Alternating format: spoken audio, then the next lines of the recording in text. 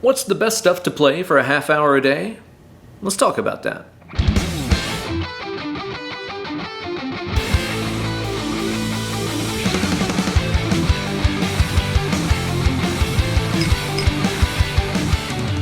Well, hey there kids, it's your good buddy, Uncle Ben. Hey, look here guys, you all are busy, you know I'm busy. We have limited amounts of time to practice and we want to make the best of it. On any given day, I've got to slop the hogs, paint the fences, feed my pythons, tend to my Tamagotchi, pet Darla, pet turkey, take care of the clone of myself I created as a blood bag and living organ donor. Oh, hey. You know, the normal stuff that we all deal with on a day-to-day basis. Now, I know a lot of players out there would choose to spend that half hour a day slaving over a hot metronome, playing through their favorite scale patterns and exercises and all that jazz, and that's a great way to build chops, but you run the risk of your musicality withering on the vine, and possibly your clone getting bored and running away. You can't be having that. I'm out of here.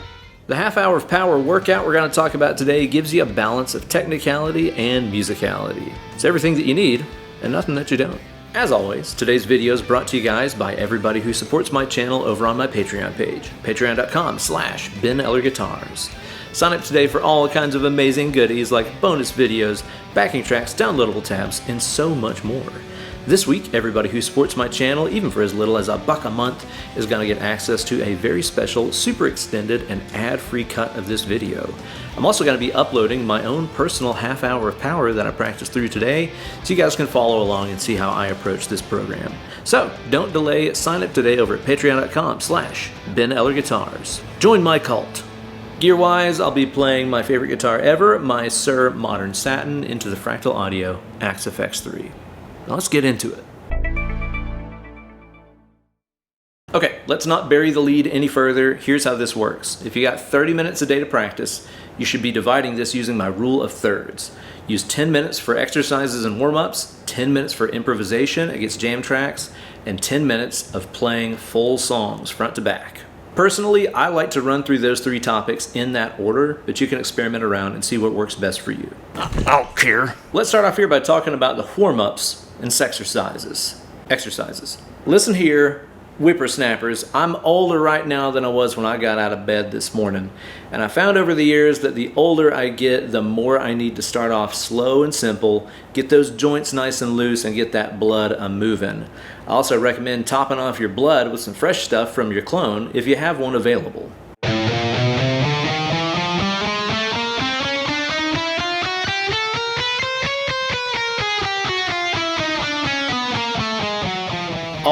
Always be using your metronome and practicing at a variety of different tempos. Even the really slow ones, those can be deceptively tricky to work on, but really help develop your sense of rhythm. Try to focus on exercises that are plyometric in nature, things that work out several different things at once.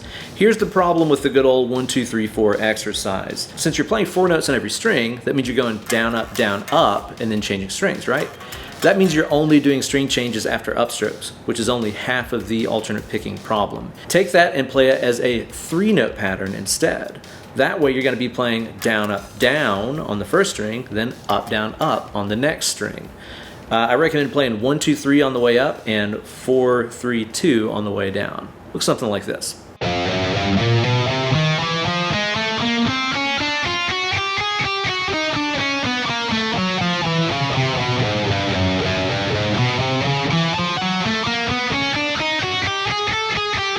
That's a better workout because our pick is having to navigate those string changes off of both downstrokes and upstrokes, ascending and descending.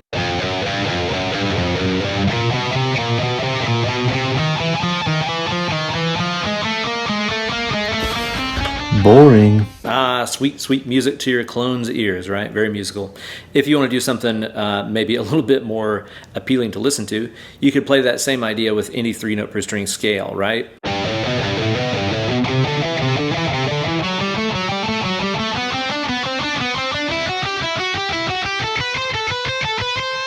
If you're looking to improve your speed and pick more faster, which I know you are, speed bursts are absolutely the way to go. Set your metronome up and try doing some exercises that feature little blasts of speed rather than full-on marathons.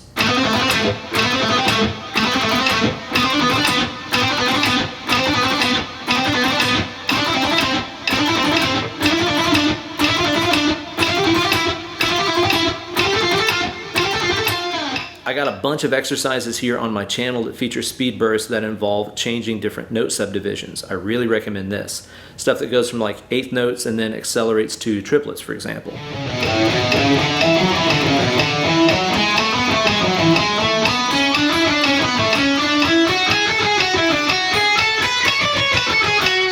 Whatever exercise you choose, be sure to practice it ascending and descending.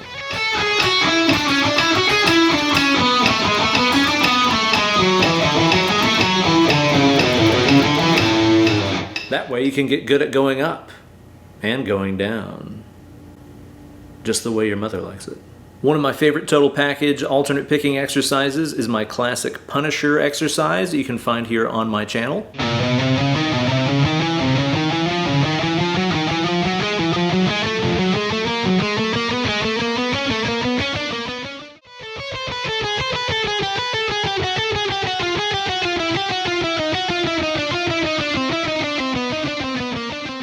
There's a million different workouts out there, and I recommend that you steer the car directly towards the ones that you suck at the most.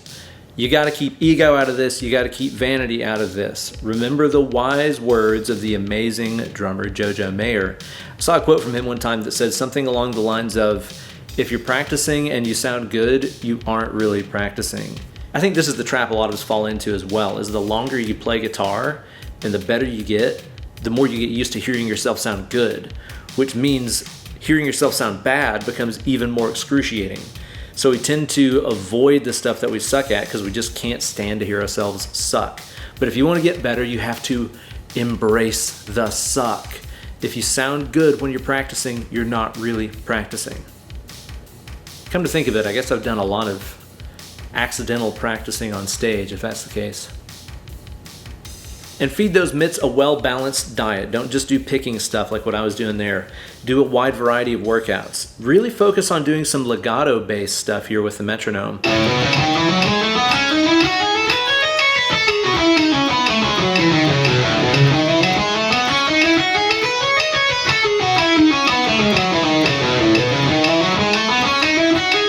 Variety is the key here. Different techniques, different tempos, different focus with the hands. You could take like a 3-note per string pattern like this one and alternate between picking and legato. Might sound something like this.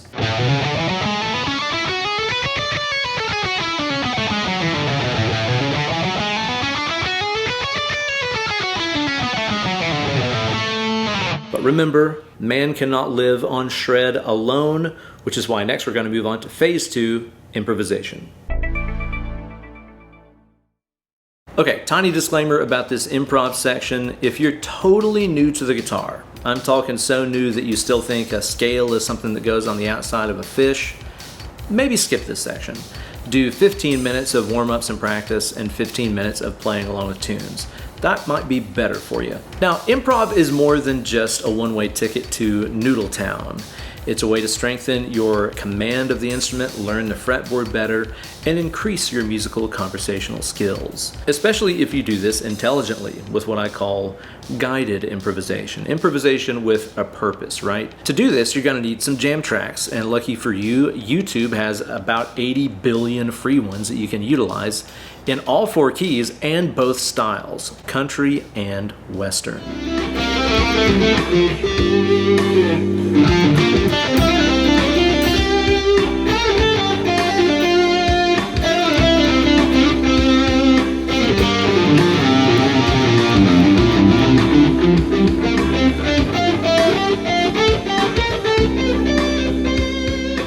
What you're hearing in the background is a G Dorian jam track created by my good buddy Mr. Quist, Q-U-I-S-T, right here on YouTube. He's got backing tracks for pretty much any key, any mode, any scale, whatever you could ever dream of. And if you use this stuff wisely, it can really improve your improvisation chops and help you learn the fretboard a whole lot more better. Choose some keys and scales that you're not really that comfortable with and invest your time there. So what I recommend doing is maybe picking a scale that you don't really know, like A Lydian, for example. Just go on Google and look up an A Lydian scale pattern. Maybe you have that open in one window, and then you pull up an A Lydian jam track from Quist or any of the other hundreds of pages here on YouTube that have A Lydian jam tracks. Just study the pattern, stick inside of it, play up and down it, try to get to know the sound of it a little bit, get to know the shape of it, you know, and get to know it a little bit better.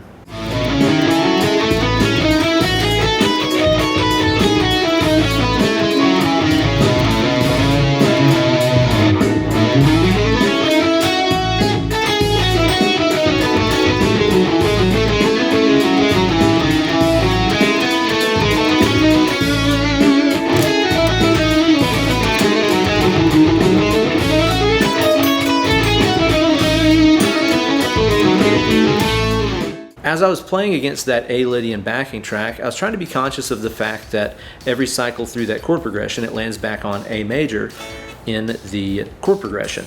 So whenever I was playing through that scale pattern, I was deliberately trying to land on a note that is in that chord. And again, if you don't know what's in an A chord, Google it. You have all the resources right here at your fingertips. If you looked up what an A major chord is made up of, it's A, C sharp, and E. So every time I was playing through that A Lydian scale pattern, I was trying to land on one of those notes whenever that chord showed up. This makes you a lot more aware of where you are on the fretboard, helps you learn the notes on the neck a lot better, and it's going to help you land on your feet next time you show up at a jam and get pulled on stage. And I'll tell you guys this, limitation is the key. Don't just allow yourself to do absolutely anything. That's how you end up just mindlessly noodling up and down scales that you already know. Give yourself little objectives here. It might be playing around with a certain subdivision, like only play with triplets, only play with eighth notes, whatever. Only play with speed bursts, only play with economy picking. Things get really interesting when you really confine yourself down to play on one string at a time. Check this out.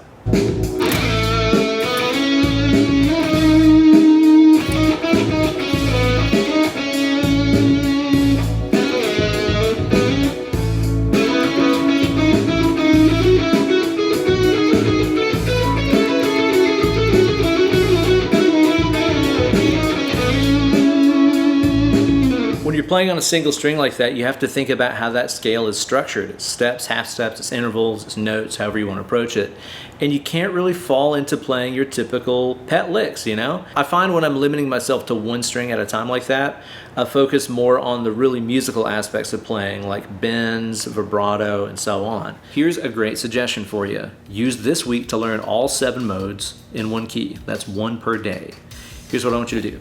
Go over to Quiz's channel, drop him a subscribe because he's awesome. Tell him Uncle Ben sent you. And I want you to choose a key that you're trying to learn. Like let's say the key of C major. Google all the modes that are in that key and look up scale patterns for them. You're going to have 1 a day. Today is going to be C Ionian. The next day is going to be D Dorian, then E Phrygian, F Lydian, G Mixolydian, A Aeolian, and B Locrian. Look up patterns for each of those and then go to his channel and look up the jam tracks that he made for each of those modes and just spend 5 or 10 minutes a day playing along with those using those scale patterns. By the end of the week, you'll have all 7 modes in any key down. That's going to be massively beneficial for you as a player to get to know those patterns and get to know the sound of those modes, most importantly. Keep it limited, do the note targeting thing we were talking about, find the root notes in each scale and all the different positions. You're going to be good to go. And now we move on to phase 3 of the half hour of power, which is the most fun and the most important aspect of all, which is 10 minutes of playing songs. Preferably entire songs, but even if it's just segments, that's okay too. And it's also totally righteous if they're your own tunes. That's absolutely fine. Playing songs is the most important thing you can do to become a better guitar player, and yet it's the thing that most all of us skimp out on the most frequently. Look at it this way. If you're trying to become a chef and all that you did is work on your knife sharpening skills and your dicing technique and reading recipe books or whatever, but you actually never turned on the stove, do you think you'd become a really good cook? Here's the thing, guys. At the end of the day, all this practicing that we do, all this technique that we build and knowledge that we seek, what's in the name of? Playing music, right? So why don't we just skip right ahead to doing that stuff? Why is that the aspect that most of us neglect, actually? I have an entire video about why you should be playing more songs right here on my channel, and I recommend that you check it out. But the basis of it is it all revolves around this mentality that I call RIOT, rapid interchange of technique, trademark Uncle Ben. What I'm talking about is how whenever you're playing an exercise, it's typically like one thing at a time, right? This is a picking exercise, this is a string skipping exercise, whatever. But whenever you're playing actual music, you're rapidly changing from technique to technique. It builds this nervous system that can change directions on a dime. That's what we want. We don't want to be limited to just doing one thing and one thing only, because music rarely ever works that way. Take something extremely common that we all know, like Sweet Home Alabama or something, right?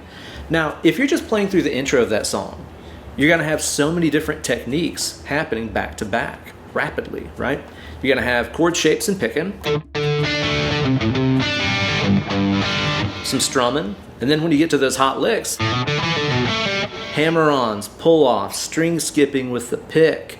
Then later you got the one-string pull-offs and bends and all that, right?